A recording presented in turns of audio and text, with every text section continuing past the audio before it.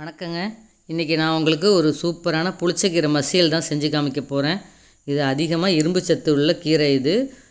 இது நம்ம சுடு சாதத்தில் போட்டு சாப்பிடும்போது நிறைய நம்மளால் சாப்பிட முடியும். அந்தளவுக்கு டேஸ்ட்டான நல்ல ஒரு சத்தான கீரை. வாங்க அதை நம்ம எப்படி செய்கிறது அப்படிங்கிறத பார்க்கலாம்.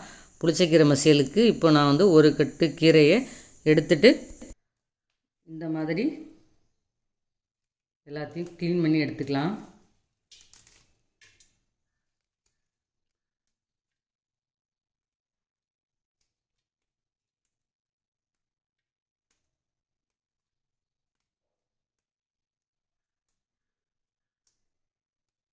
இந்த மாதிரி எல்லா கீரையும் காம்பு இல்லாமல் அப்படி கிள்ளி எடுத்துக்கலாம். குக்கரில் ஒரு ஸ்பூன் அளவுக்கு ஜீரகம், அதில் ஒரு 10 பச்சை மிளகாய். இது காரம் இல்லை, அதனால் நான் 10 பச்சை மிளகாய் போட்டுக்கிறேன். இந்த மாதிரி கிள்ளி போட்டுருங்க.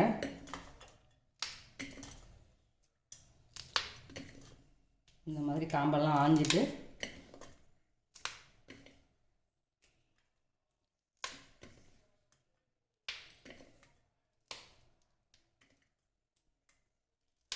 பச்சை மிளகாய் அதில் போட்டாச்சு. அது கூட இப்போ நாம் இந்த கீரை அள்ளி அதில் வச்சிடலாம்.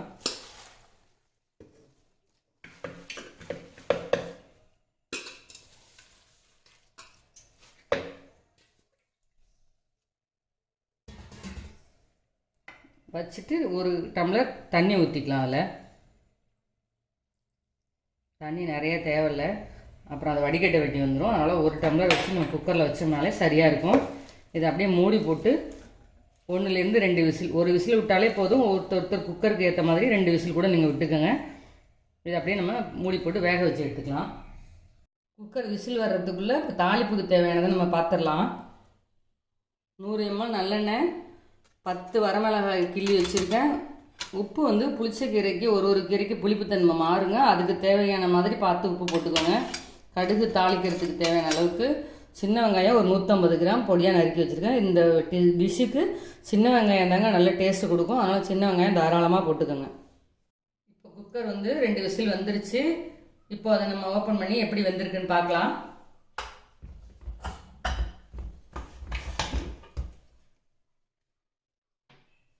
நல்லா வெந்திருக்கு.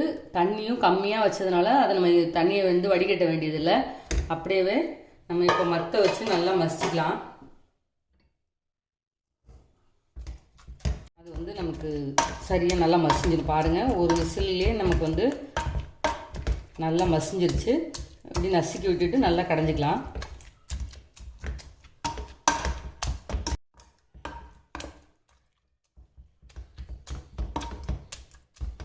நல்லா மசிஞ்சிருச்சு, நல்லா வெந்து நல்லா மசிது. அந்த மாதிரி குக்கரில் வைக்காமல் நீங்கள் நேரடியாக பாத்திரத்தில் வச்சு வேக வைக்கிறதுனாலும் நம்ம கீரை நல்லா வேக வச்சுட்டு அதுக்கப்புறம் இப்படி மசிச்சு விட்டுக்கோங்க. நல்லா மசிஞ்சிடும். இந்த மிளகாயெல்லாம் நசுக்கி விட்டுட்டு அதுக்கப்புறமா நம்ம கடைஞ்சிக்கலாம்.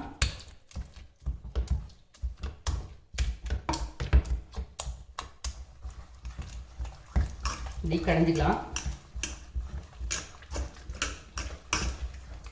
இப்போ கடைஞ்சிடலாம். நான் கல்லுப்பு தான் சேர்த்துருக்கேன். உங்களுக்கு சால்ட்டில் தான் அளவு அப்படின்னா நீங்கள் அதை கூட சேர்த்துக்கலாம்.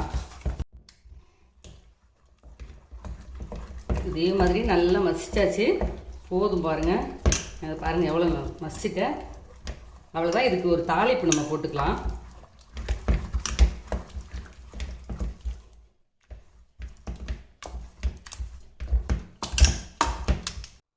தாளிப்புக்கு சட்டியை வச்சு எண்ணெயை ஊற்றிக்கலாம்.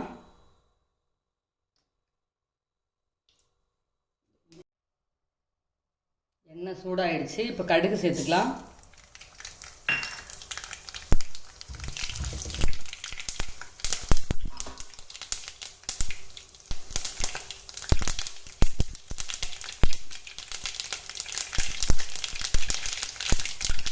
கடுகு நல்லா பொரிய விட்டுட்டு அதுக்கப்புறம் நம்ம மிளகாய் சேர்த்துக்கலாம்.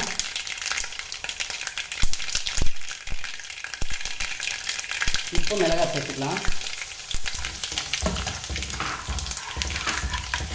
நல்ல வாசனை வருது, உளுத்தம்பருப்பு கடுகு பொரிகிற வாசனை. இப்போ நம்ம சின்ன வெங்காயத்தை கட் பண்ணி வச்சுருக்கிறத அதில் சேர்த்துக்கலாம்.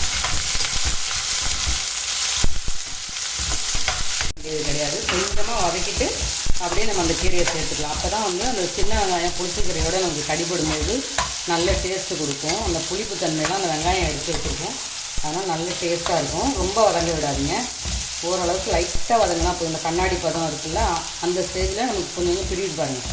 இப்போ நாம் கீரையை அதில் சேர்த்துடலாம். போதும், இந்த மாதிரி வதங்கினாலே போதும். இப்போ நம்ம கடைஞ்சி வச்சுருக்க கீரையை அதில் சேர்த்துடலாம்.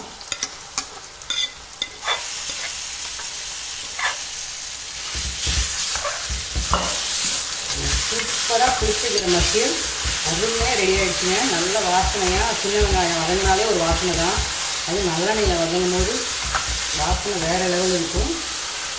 பாருங்கள், இது நான் போய் நல்லெண்ணெய் நம்ம தாராளமாக ஊற்றி செய்கிறதுனால நல்லா ஒரு வாரத்துக்கு கூட நம்ம வச்சுக்கிட்டு இதை அப்படியே சாப்பிட முடியுங்க.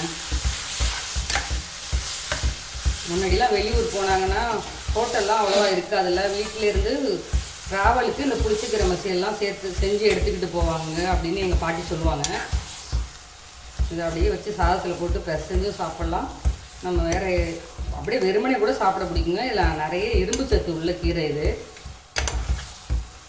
அவ்வளோதான், நம்மளோட புளிச்சக்கீரை மசியல் அருமையாக ரெடி ஆகிடுச்சு.